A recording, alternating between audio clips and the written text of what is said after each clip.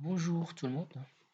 Donc dans cette vidéo, on va essayer de faire la suite des deux premières parties qu'on a déjà vues.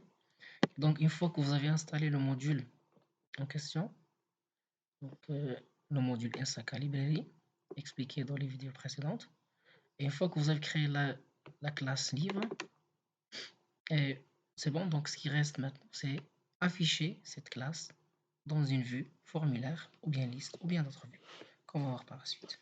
Donc dans cet exemple, on va essayer de voir comment afficher la vue formulaire et liste, si vous voulez, comment les appliquer sur une classe, mais sur la classe spécifique livre du module librairie. Et donc, pour ce faire, donc on a quelques étapes à respecter. La première, on va créer un répertoire qui s'appelle Views dans le dossier contenant notre module. C'est-à-dire, à partir de notre module, dans le répertoire qu'on a créé, Ensaka Library dans le répertoire Add-ons.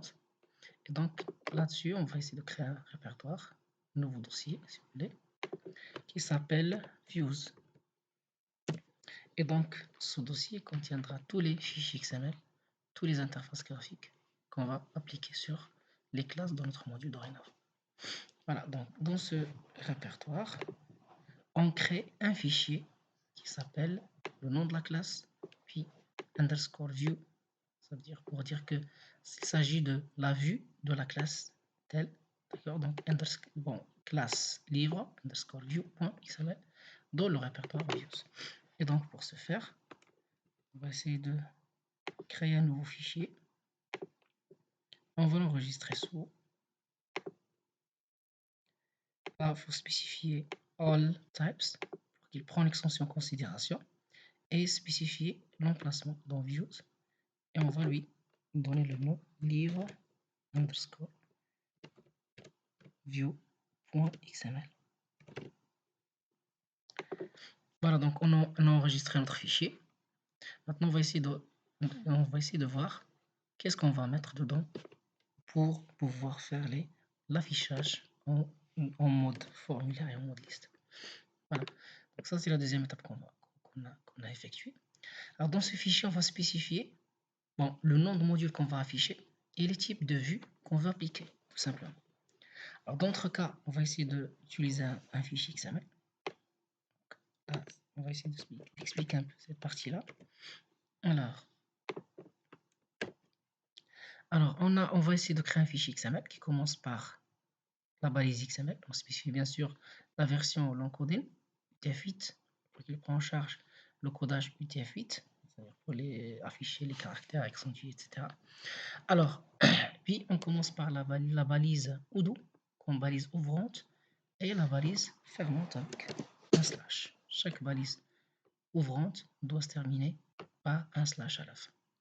Et dans ce record là, on va afficher l'action qu'on va appliquer sur notre module. Alors, je m'explique. Chaque record doit avoir un identifiant. Vous pouvez le spécifier. Bon, vous pouvez respecter cette méthode-là juste pour avoir une idée sur si vous voulez, sur l'action. Il va être appliqué sur quel module, sur quelle classe. Voilà, donc là, on va appliquer une action de type formulaire sur la classe livre du module librairie. Donc ça, vous pouvez lui donner le nom que vous voulez. Et puis, on va faire appel au modèle IRAction Window. Donc, c'est une table dans PostgreSQL, pas la peine d'entrer dans les détails, donc qu'on va faire appel. Et donc, il va faire appel aux actions qu'on va appliquer, si vous voulez, sur le module. Ce qui est important ici, c'est que dans le field name ResModel, là, vous devez spécifier le nom de la classe qu'il faut afficher. Donc là, il faut faire attention à ça. Alors ça, c'est le même nom que vous avez donné à la classe livre. Donc c'est library.livre. Donc la même chose que vous avez mis ici. Donc vous devez le respecter. Je vais faire un CTRL-C, CTRL-V pour être sûr de la syntaxe. Alors troisièmement, donc on doit spécifier le type d'affichage ViewMode, c'est-à-dire on va afficher la vue liste et la vue formulaire. C'est bon. Donc ça c'est pour l'action.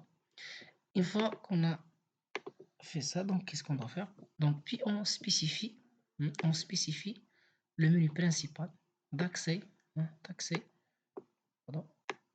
à notre module ou bien notre application. Donc, pour ce faire, donc, il y a un exemple que j'ai préparé ici. Donc, une fois qu'on a déclaré l'action, donc on déclare le menu d'affichage. Le menu d'affichage, donc là, on a un menu principal qui s'appelle librairie. C'est le menu principal qui va nous donner l'accès à l'application entière. Et donc, on doit lui attribuer un identifiant unique. Et puis, un seul menu, livre, qui va être attaché au menu principal et qui contiendra bien sûr un autre ID différent de celui-là. D'accord? Et qui aura comme parent l'ID du menu principal, c'est-à-dire ce menu-là va être attaché à ce menu-là. D'accord? Et puis on va faire appel, une fois qu'on clique sur livre, on va faire appel à l'action librairie livre action forms. On va faire appel à cette action-là qui va appliquer les deux formules, bon, les deux vues sur la classe livre. C'est tout ce qu'on a à faire pour faire l'appel à notre, si vous voulez, à notre classe.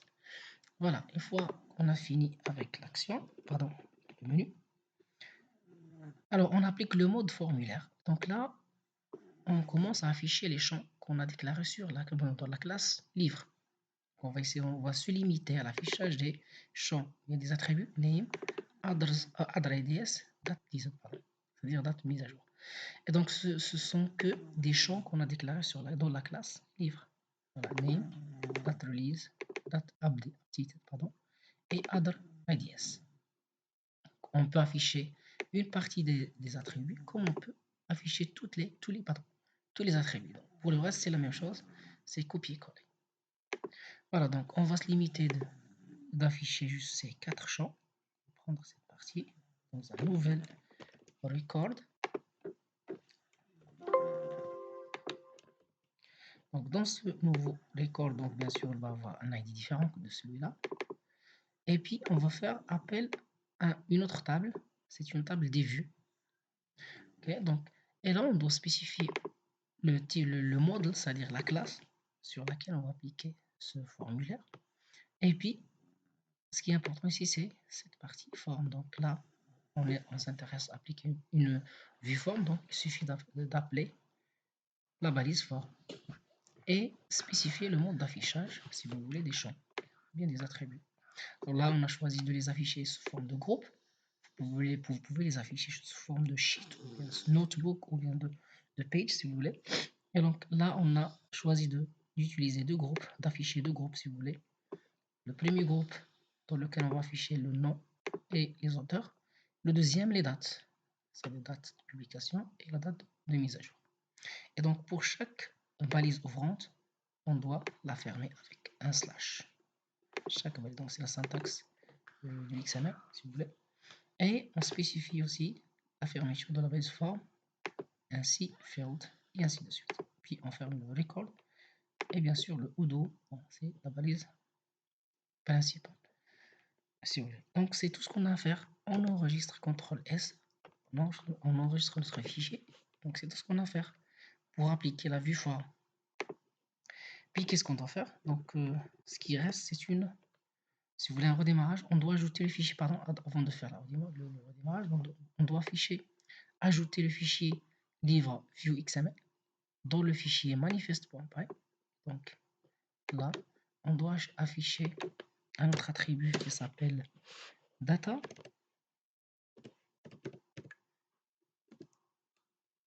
Alors data, et on spécifie entre deux crochets le chemin, bien l'emplacement dans notre fichier qu'on vient de créer. C'est-à-dire il s'appelle livre view, donc pour être sûr. Donc on va faire un copier-coller. Et là on doit spécifier le chemin relatif dans notre fichier. Donc, ça s'appelle, donc il se trouve dans views, pardon, avec S, c'est le même nom de répertoire, livre view.xml.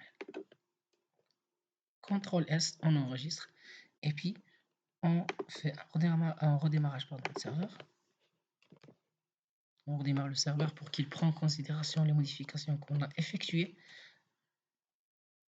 sur notre module. Et voilà, donc on cherche le module librairie et on applique une mise à jour.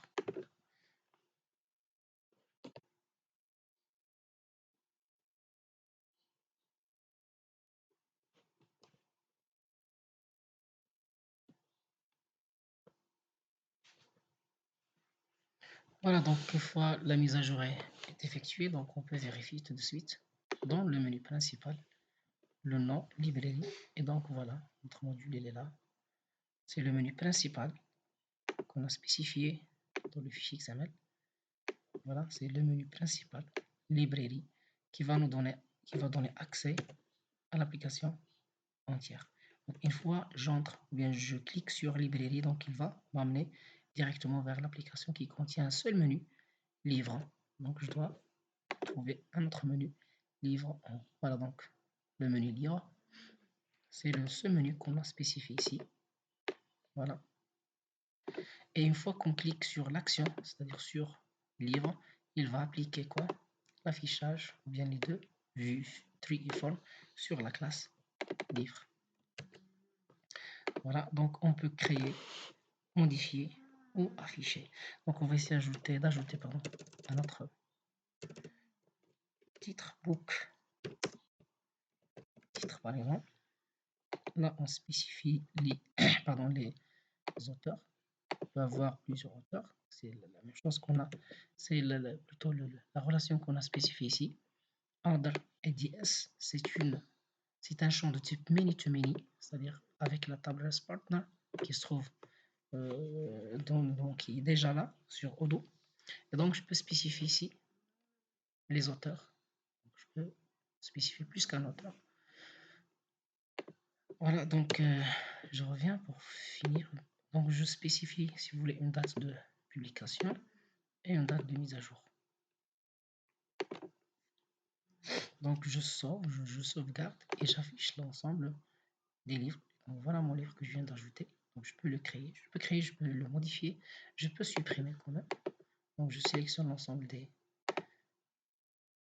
si vous voulez, des enregistrements que je peux supprimer. Donc je supprime les enregistrements que je veux. Ou bien je sélectionne tous les enregistrements puis supprimer. Ou bien dupliquer. Donc je vais créer un autre titre, par exemple 1. Je spécifie un auteur, une date de publication et une autre date de mise à jour. Et ainsi de suite. Donc ça c'est la vue formulaire. Elle permet d'éditer ou d'afficher. Ou bien la vue liste qui est appliquée par défaut, mais on peut spécifier bien sûr quels sont les champs qu'il faut afficher dans la vue liste.